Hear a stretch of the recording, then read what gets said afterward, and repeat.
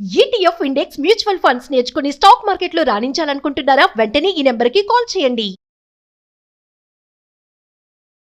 ETF index mutual funds నేర్చుకుని stock మార్కెట్లో రాణించాలనుకుంటున్నారా? వెంటనే ఈ నెంబర్కి కాల్ చేయండి. నమస్తే రమగారు. నమస్తే జయ. రమగారు, నరసింహస్వామి చరిత్ర మనం అప్పుడప్పుడు సందర్భానుసారంగా మాట్లాడుకున్నాం, కానీ పూర్తిగా ఒక కథ రూపంలో ఎప్పుడు చెప్పుకోలేదు. ఒకసారి చెప్పుకుందామండి. దశావతారాల్లో పరమాద్భుతమైన స్వరూపం, ఉగ్ర రూపం. శీఘ్రంగా సులభ సాధ్యుడుగా కూడా కనపడతాడు జయ. అవునా రమగారు? అప్పుడు శీఘ్రంగా సులభంగా రాలా, ఇప్పుడు వస్తాడు. ఓహో, ఈ కాలానికి వస్తాడంటారా? ఇప్పుడు వస్తాడు. ఇప్పుడు ప్రమాదాల్లో ఆయన చాలా సహాయకారిగా ఉంటాడు, చాలా తోడుగా ఉంటాడు స్వామి. ఎంత హాయిగా ఎంత ప్రసన్నంగా ఉంటాడో. మత్స్య కూర్మ వరాహ అవతారాల తర్వాత ఈ మృగపతి అవతారాన్ని ఎత్తాడు ఈయన. నరమృగ రూపుడు, సగం మనిషి సగం మృగం. దీనికి ముందున్న స్వరూపం వరాహ స్వరూపం కదా. ఇవి రెండు ఇంటర్లింక్డ్గా కనిపిస్తాయి. వరాహ స్వరూపము నరసింహ స్వరూపము లింక్ దగ్గరగా. పూర్వం ఇప్పుడు జయ విజయులు అని విష్ణుమూర్తి యొక్క పార్షదులు, వాళ్ళ వాకిట్లో ఉండేటువంటి కాపలాదారులు. సనక సనందనాదులని నలుగురు మనుషులు. సనక సనందన సనత్కుమార సనత్ సుజాతులు. వాళ్ళు బ్రహ్మ కుమారులు, మానసపుత్రులు. బాలురుగానే కనపడతారు. మాకు జ్ఞానమే, వాళ్ళని సృష్టి చేయమంటే మేమేం చెయ్యం, మాకు జ్ఞానమే కావాలన్నారు వాళ్ళు. తర్వాత సృష్టి బ్రహ్మ చేసుకున్నాడు. ఈ బాలురుగా ఉన్న వాళ్ళు ఒకసారి వచ్చి విష్ణుమూర్తిని చూడబోయారు. స్వామివారు ఏకాంతంలో ఉన్నారు కాబట్టి ప్రవేశం కుదరదన్నారు ద్వారపాలకులు. వీళ్ళ కోపం వచ్చింది, మాకడ్డేమిటి అని చెప్పి విష్ణు సేవ మీ ఎందు ఉన్నదని ఇలాంటి అహంకరించారు కాబట్టి స్వామి సేవకి దూరం అయిపోండి అని శపించారు. తర్వాత విష్ణువు లేచి వచ్చి వాళ్ళని బలకరించి ఈ సేవా భాగ్యం లభించదని దుఃఖంతో కుమిలిపోతున్న జయ విజయులకి ఈ శాపానికి ఒక చిన్న సడలింపు చేశాడు. భక్తులుగా 10 జన్మలు ఎత్తుతారా, శత్రువులుగా 3 జన్మలు ఎత్తుతారా? నాకు భగవంతుని భక్తులుగా 10 లేదా 100 జన్మలని కూడా ఒక పాఠభేదం కనపడుతుంది. భగవంతుని భక్తులే, స్వామి మీద ప్రీతున్న వాళ్ళే కొన్ని జన్మలు ఎత్తాలి అలాగా. లేదా శత్రువులుగా స్వామిని ద్వేషిస్తూ ప్రభుద్వేషంతో 3 జన్మలు ఎత్తుతారా అంటే 3 జన్మల్లో తిరిగి వచ్చేయచ్చని జయ విజయులు ఇది కోరుకున్నారు. వాళ్ళు 3 సార్లు పుట్టారు. 3 సార్లు విష్ణుద్వేషులు ఎప్పుడూ దైత్యులే, రాక్షసులు. దేవతలు విష్ణువు యొక్క అన్నదమ్ములు, ఆయనతో పాటు ఉండేవాళ్ళు. విష్ణుద్వేషులుగా పుట్టాలంటే రాక్షస జన్మ అయితే ఆయన చేతిలో మరణం సంభవించే అవకాశం కూడా లభిస్తుంది. ఎందుకంటే హరి రాక్షసాంతకుడు కాబట్టి. అప్పుడు వీళ్ళు ఎలా కోరుకున్నారు? 3 జన్మలకి కోరుకున్నారు. మొట్టమొదటి జన్మ వాళ్ళు హిరణ్యాక్ష హిరణ్యకశపులుగా జన్మించారు. మళ్ళీ ఎవరికో పుటల, ఈ విష్ణువుకి దేవతల తండ్రి అయిన కశ్యప ప్రజాపతికి జన్మించారు వాళ్ళ పరంపరలోనే. హిరణ్యాక్షుడు హిరణ్యకశపుడు వీళ్ళు బ్రహ్మదేవ కోసం విపరీతంగా తపస్సు చేసి వేరువేరు వరాలు పొందారు. పొంది విపరీతమైన వరగర్వంతో ముందు హిరణ్యాక్షుడు అతను ఏం చేశాడు? భూదేవిని ముంచేశాడు, సముద్రంలోకి పట్టుకెళ్ళి పడేసేసాడు. ఆమె నన్ను ఉద్ధరించండి ప్రభు అని కేకలు పెడితే ఈ నీటిలోకి వెళ్ళగలిగే జంతు స్వరూపాన్ని ఎత్తి విష్ణువు హిరణ్యాక్షుడిని సంహరించి భూమాతని భూదేవిని పైకి తీసుకొచ్చాడు. అదే ఆదివరాహ స్వరూపం. ఆ ఆదివరాహ స్వరూపాన్ని ఆశ్రయిస్తే భూ సంబంధమైన సమస్యలు తొలుగుతాయని చెప్తారు వరాహస్వామి. తర్వాత ఎప్పుడైతే హిరణ్యాక్షుడు చనిపోయాడో ఈ హిరణ్యాక్షుడిని చంపినటువంటి హరి మీద పగ తీర్చుకోవడం కోసం హిరణ్యకశిపుడు ఇంకా తపస్సు చేశాడు, ఎంతో తపస్సు బ్రహ్మ కోసం. అప్పుడు విపరీత వరాలు పొందాడు. అతను అడిగిన వరాలు ఏమిటి? నా మరణం మనిషి చేత కానీ జంతువు చేత కానీ కాకూడదు. దేవగంధర్వ కిన్నర కింపురుషాదులు ఎవరూ నన్ను చంపకూడదు. ఇంటా బయట కాదు, ఆయుధంతో కాదు, చేతులతోటి కాదు, పగలు రాత్రి కాదు, భూమి ఆకాశాలు కాదు. అలాంటి మరణం కావాలి. ఎందుకంటే వీళ్ళు మరణం లేకుండా వరం ఇవ్వమని కోరుకున్నారు. మరణం లేకుండా మీకు అమృతత్వాన్ని నేను ఇవ్వలేననేసాడు బ్రహ్మ. మీరు మరణించవలసిందే. అందుకని విపరీత వరాలు కోరుకున్నాడు.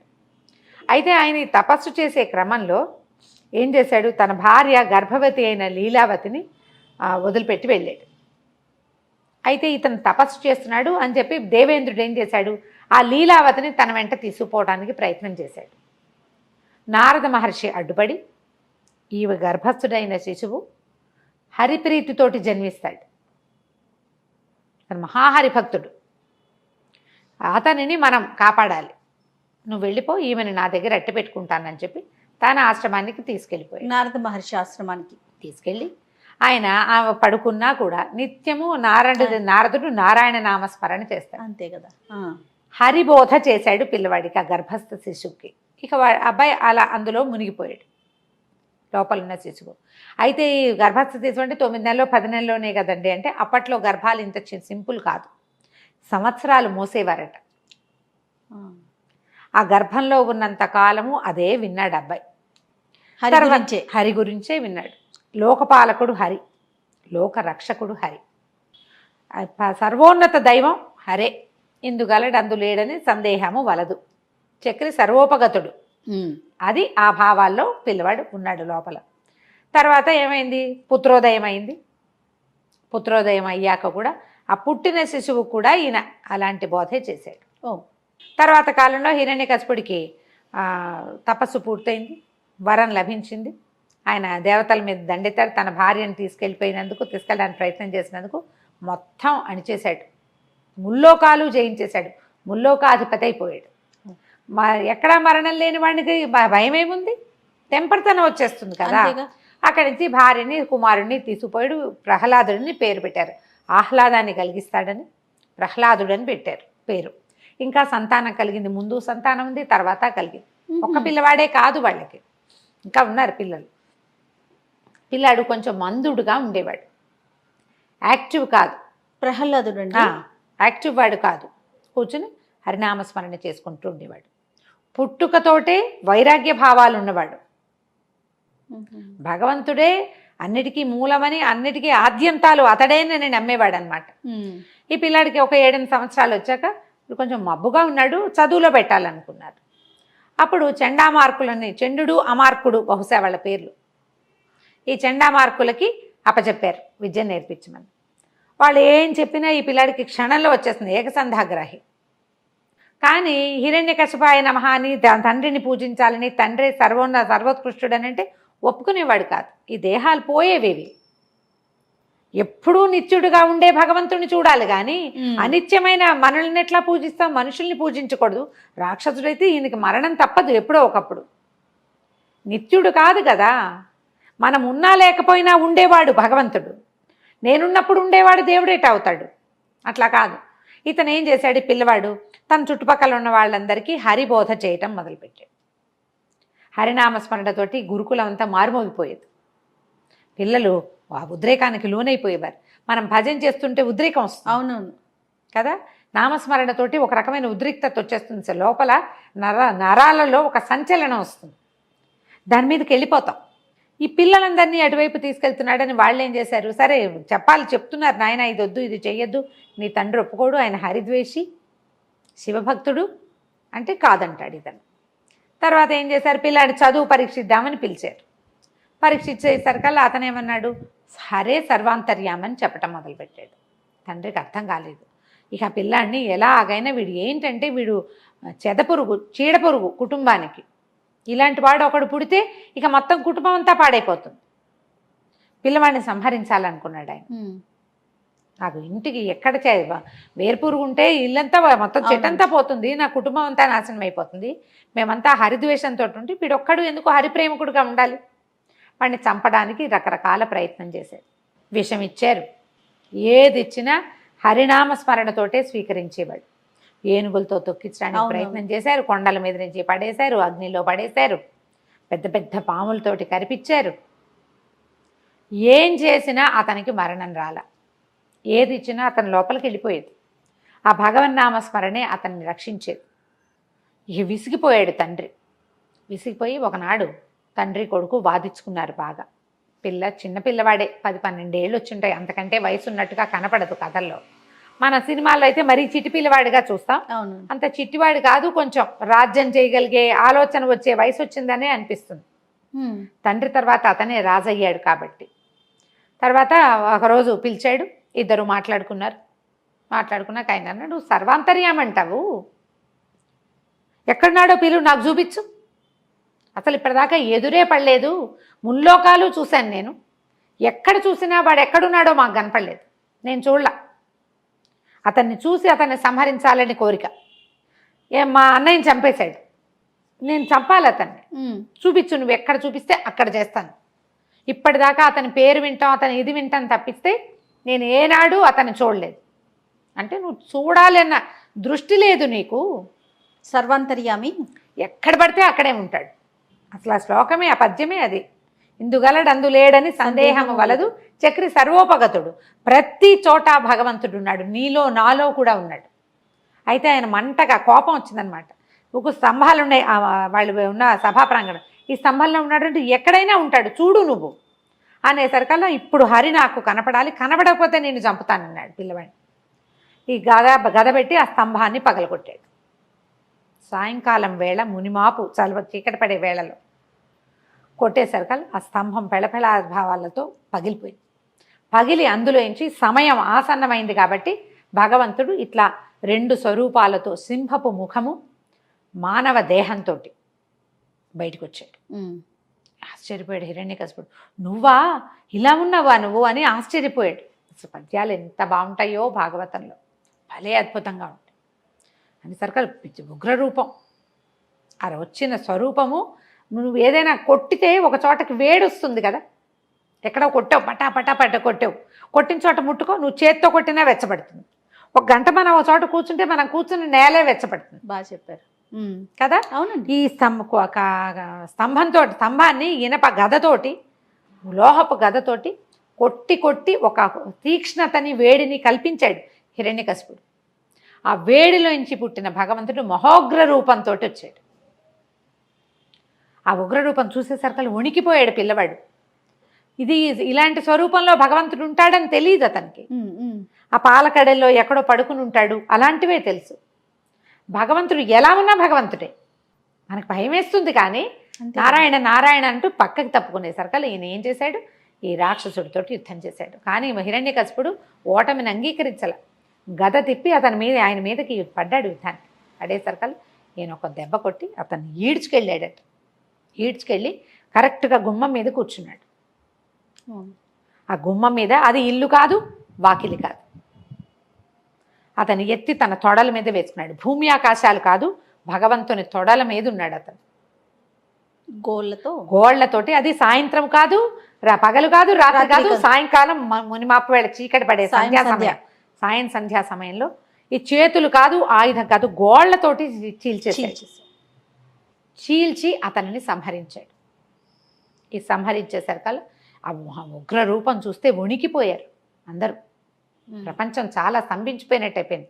మొత్తం దేవతలంతా దిగి వచ్చేసారట. ఆయన్ని శాంతింప చేయలేపారు. ఆయన ఎంత ఉగ్రంగా ఉన్నాడంటే, ఆహారం తీసుకునే వేళ సింహం ఎలా ఉంటుంది, భక్షించాడని చెప్పం, గోళ్లతోటి చీల్చి సంహరించాడు. అవును అవును. అయితే వాళ్ళు ఏం చేశారు, బ్రహ్మాది దేవతలంతా వచ్చేసారు. లక్ష్మీదేవి కూడా వచ్చిన ఆయన శాంతించాల. ప్రహ్లాదుడి కోసమే వచ్చాడు కాబట్టి అతని ముఖం చూస్తే శాంతిస్తాడని అతన్నే ముందుకు నెట్టి అతనితోటే ప్రార్థన చేయించారు. ఉగ్రత తగ్గిన స్వామి అక్కడ నిలబడల. ఆ విచిత్ర స్వరూపంతో ఆయన బయటికి వెళ్ళిపోయాడు. ఎప్పటికో శాంతించాడని చెప్తారు. అలా వెళ్ళిన ఆయన సింహం ఎందులోకి వెళ్తుంది, అడవుల్లోకి, కొండల మీదకి వెళ్ళిపోతుంది. అట్లా మొత్తం ఆయన సంచరించిన భూభాగాలన్నిట్లలోనూ ఒక్కొక్క దేవాలయం నిర్మించబడిందని చెప్తారు. అట్లా ఆయన సంచరించిన ప్రాంతం బయటికి వెళ్ళిపోయి సంచరించాడు. ఎక్కడెక్కడ ఆయన ఆగాడో వెళ్ళిపోయాడు. ఎక్కడ ఆగాడో అక్కడ ఒక ప్రత్యేకమైన దేవాలయం, ప్రత్యేకమైన కథ వచ్చింది. సింహాచలం కాదు, మనకి అహోబిలం. ఆ అహోబిలంలో ఆయన అసలు అది జరిగిందే అహోబిలంలో ఉంటారు. అహోబిలం మనం కొండ మీదకి పైకి వెళ్తుంటే ఒక పెద్ద ఇది కనపడుతుంది, సభాభవనం అంతా పగిలిపోయి ముక్కలుగా. అసలు అదే హిరణ్యకశిపుడి భవనం అని చెప్తారు. ఎంత పెద్ద పెద్ద కట్టడాలుగా కనిపిస్తుంది. పైన ఉక్కు స్తంభం అనే ఒక స్తంభం ఉంది, ఉగ్ర స్తంభం. ఆ స్తంభం నుంచే స్వామి ఆవిర్భవించాడని కూడా చెప్పబడుతుంది. అహోబిలంలోనే ఈ కథ జరిగిందంటారు. ఆయన ఎన్నో ప్రాంతాల్లో, అటవీ ప్రాంతాల్లో సంచరిస్తే ఆ సంచరించిన చోటల్లా ఒక్కొక్క దేవాలయం చొప్పున చాలా ఉన్నాయి. పెంచెలకోన అలా బోల్డన్ని దేవాలయాలు ఉన్నాయి. ఒకసారి నరసింహ క్షేత్రాలన్నీ లైన్గా చెప్పుకుందాం. తప్పకుండా అండి. అక్కడి నుంచి ఏమైంది, లక్ష్మీదేవి శాంతించలేదు, ఆయన ఉగ్ర రూపంతో తిరుగుతున్నాడు. ఆయన్ని శాంతింపజేయాలి, మళ్ళీ వైకుంఠ ప్రవేశం చేయించాలి. అప్పుడు లక్ష్మీదేవిలో ఉన్నటువంటి సాత్విక కళని, ఆమెలో ఒక రాజసిక కళ కూడా ఉంది, కోపం, ఆమె తొందరగా కోపం వస్తుంది ఆవిడికి కదా, కదిలి వెళ్ళిపోతుంది. ఆమెలో సాత్విక కళ ఉంది. ఆ సాత్విక కళని చెంచులక్ష్మి రూపంలో జన్మింపజేశారని, ఒక చిన్న బాలిక రూపంలో ఆ సాత్విక కళకి ఆకర్షితుడై ఆయనలో ఉన్న ఉగ్రం తగ్గిపోయిందని చెప్తారు. చెంచులక్ష్మిని వివాహం చేసుకుని ఆయన శాంతపడిపోయాడు. తర్వాత ఆ లక్ష్మీ కళ, ఆ సాత్విక కళ ఆయనలోకి ఐక్యమైపోయాక ఆయన మామూలుగా విష్ణు స్వరూపంతో పైకి మన వైకుంఠానికి వెళ్ళిపోయాడని చెప్తారు. ఎలా వైకుంఠానికి వెళ్ళాడు అనేది ప్రత్యేక కథనంగా చెప్పబడదు. ఇలాగ విష్ణు పురాణం చూస్తే కనుక ఈసారి మళ్ళీ చెప్తాను ఇంకొకసారి వివరంగా. ఈ ప్రహ్లాదుడి కోసమే ఇలాంటి స్వరూపాన్ని చూపించాడు ప్రపంచానికి. అది ఇప్పుడు ఈ మన ఏమంటారు దీన్ని, పరిణామ క్రమంలో చేపగా, కూర్మంగా, వరాహంగా, తర్వాత సగం మానవ దేహం, సగం దీంతో మృగదేహంతో, మృగముఖంతో జన్మించి ఆ తర్వాత వామనుడిగా జన్మించి పూర్తి స్థాయి మనిషి బాల రూపంలో, అదే వామన రూపంలో, ఇట్లా పరిణామక్రమం కూడా ఇక్కడ చూపించబడింది అని చెప్తారు. ఈ ప్రత్యేకమైన ఈ స్వరూపాన్ని అర్చించిన, ఆరాధించిన అపరిమితమైన ఐశ్వర్యం లభిస్తుందని, చాలా ధైర్యం వస్తుందని, రణోద్రేకంలో ఉన్నవాళ్ళు, ఎక్కడైనా యుద్ధానికి వెళ్ళాలని భావించేవాళ్ళు, పోట్లాటకి దిగేవాళ్ళు నరసింహస్వామిని తలుచుకుని ఆయన్ని ప్రార్థించి వెళ్తే విజయం లభిస్తుందని చెప్తారు. కరావలంబ స్తోత్రం లాంటివి చేసుకుంటే స్వామి తన చెయ్యి అందిస్తాడు మనకి. ఇప్పుడు ఇది ఊరికే అతన్ని చంపటమే కాదు, ప్రపంచానికి ఎలా చూపించాడు, మనం సంసారంలో పడి కొట్టుకుపోతూ ఉంటాం. హిరణ్యకశిపుని ఉద్ధరించాడు, సంహరించడం కాదు కదా అది. అవును అవును, ఒట్టి సంహార క్రియ కాదు జరిగింది, ఉద్ధరణ క్రియ జరిగింది. మనని కూడా భగవంతుడు ఈ సంసారంలో నుంచి ఉద్ధరిస్తాడు ఈ స్వరూపంలో ఉన్న ఆయన. అలాంటి ఈ స్వరూపాన్ని నిత్యం తలుచుకోవచ్చు. బోళ్ళని దేవాలయాలునే, కుదిరితే ఏదో ఒక దేవాలయంలో దర్శనం చేసుకోవచ్చు. ఆ కథ తలుచుకుంటే ఎంత రోమాంచంగా ఉంటుంది, అద్భుతమైన కథ కదా. మళ్ళీ ఇంకొకసారి మనం దేవాలయాలను గురించి చెప్పుకోవచ్చు. అందులోనూ మీ నోటి వెంట వింటుంటే రమ్మగారు మహాద్భుతం అండి.